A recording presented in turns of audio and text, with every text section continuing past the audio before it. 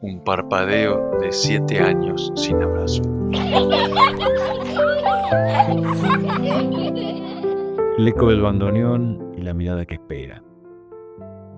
El aroma a yerba mate recién cebada se mezclaba con el eco de ese bandoneón lejano, un sonido tan porteño, tan de Buenos Aires, como el propio pulso de esa ciudad.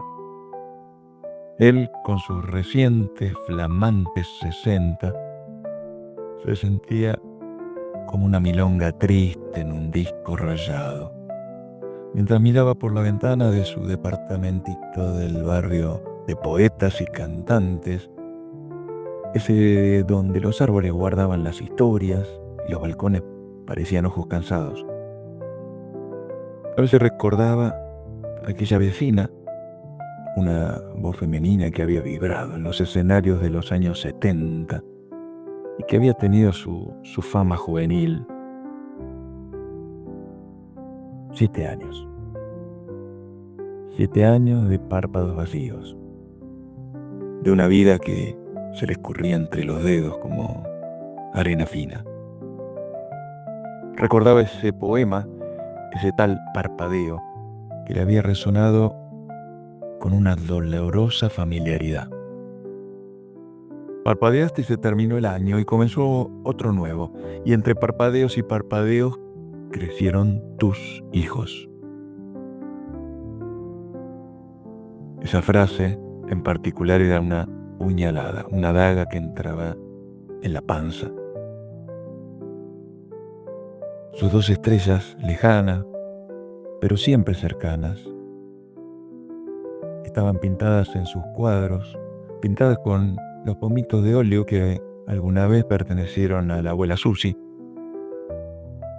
la abuela de ellas, y que él había heredado como el único pintor en la familia que seguía los pasos de la viejita cuando ella partió al cielo. La más grande, la nena que había tocado el gong en una noche mágica de cientos de chicos haciendo resonar la música clásica de un Carmina Burana en esas inmensas cascadas del sur, allá en el Iguazú. Hacía pocos años, pero hacía tantos años. Esa imagen tan vívida contrastaba con la distancia actual. Ella ahora era una mujer de 20 años, inmersa en los misterios de la medicina. ¿Cómo habría sido verla estudiar, desvelarse con todos esos libros de anatomía, celebrar un parcial aprobado? Él se la imaginaba con su ceño fruncido, concentrada, y después con una sonrisa de victoria al entender algo complicado. Ahora la escuchaba a través de terceros, de amigos, de cuñados, de sobrinos. Sabía que el amor había asomado en su vida, un amor de pareja. La idea lo estremecía y lo desgarraba en partes iguales. ¿Quién era ese joven? ¿Sería bueno para ella? El parpadeo de su ausencia le había robado la oportunidad de estar ahí, de ofrecer una palabra de consejo, un abrazo de papá, un abrazo paternal. Y la más chiquitita, su pequeña, ya en el colegio secundario, recordaba sus abrazos, esos tan fuertes que le sacaban el aliento a sus amigas y amigos, y también a su papá. Todos los días cuando la dejaba en las puertas del colegio. Ahora, ¿qué soñaba? ¿Qué desafíos enfrentaba en su adolescencia? Ella, tan distante, con un papá que parecía una sombra en la lejanía. El poema lo interpelaba.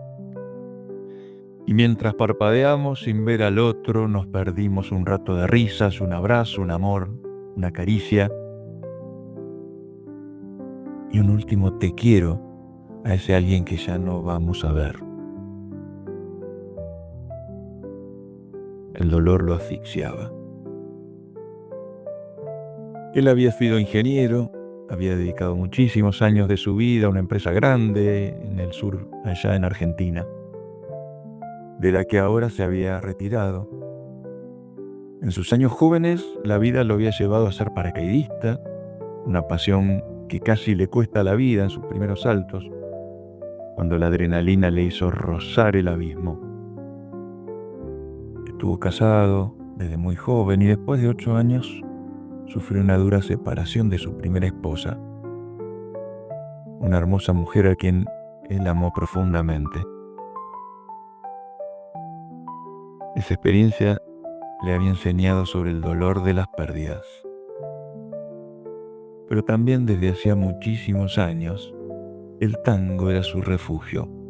Había bailado en innumerables milongas, todas las milongas de Buenos Aires, también de Londres y de Nueva York y de París y de Vicenza.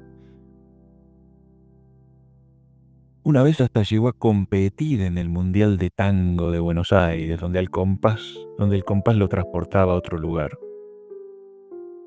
Hoy todavía continuaba girando en las pistas y encontrando consuelo en cada paso. Una separación, la última, la de la madre de sus hijas, fue muy dura y sin sentido. Esa era la herida que no cerraba. Había intentado todo, o al menos eso creía en su momento. Pero la vida implacable había seguido su curso, llevándose consigo la cotidianidad, las risas compartidas, las buenas noches antes de dormir, esos cuentos de las 1001 noche leídos e inventados medio y medio para que las chicas no escucharan las cosas de adultos que se decían ahí en las noches de Arabia. Él se había enfrescado en su trabajo, en la plata que, como decía el poema, no alcanza. Los sueños los había guardado en un cajón esperando un cuando se pueda, que nunca llegaba. ¿Y si dejamos de parpadear un rato?, se preguntó en alta voz. ¿Y si dejamos de parpadear un rato?, se preguntó él en voz alta y a los gritos. ¿Y si dejamos de parpadear un rato? Mientras el bandoneón de la calle parecía responderle con una melodía melancólica. Digo, ¿y si bajamos la velocidad y salimos de ese automatismo que nos empuja a la vida y empezamos a mirar de verdad, a mirar con los ojos del corazón, a mirar con el alma? La primavera en esta gran ciudad, tan tanguera, tan porteña, ese soplo del Espíritu Santo que prometía el poema, ese soplo de Dios, ese manto de la Madonna, esa oportunidad nueva.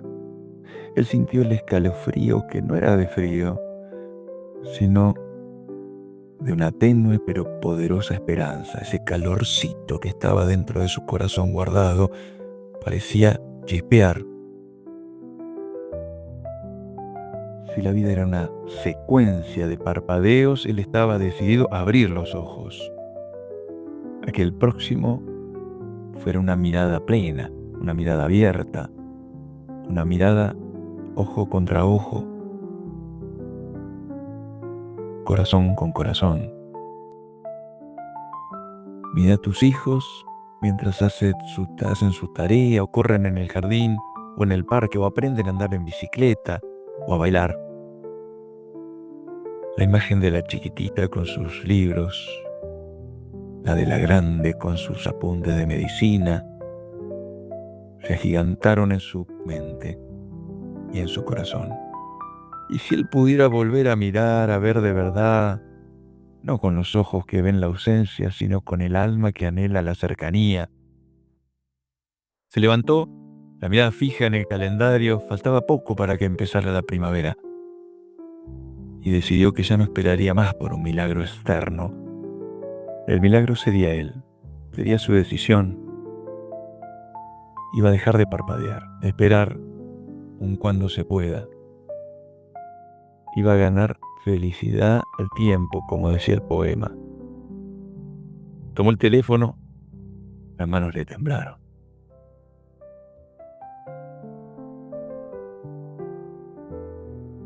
Que el tiempo nos encuentre celebrando, se dijo. Era hora de intentar una vez más. Que esos momentos de felicidad no se los llevara ni la muerte, sino que quedaran grabados en el espacio infinito, en el corazón de Dios, con toda la energía del alma. Era hora de dejar de ser una sombra distante y quizás, solo tal vez, volver a ser el padre que sus hijas podían recuperar con un soplo de primavera.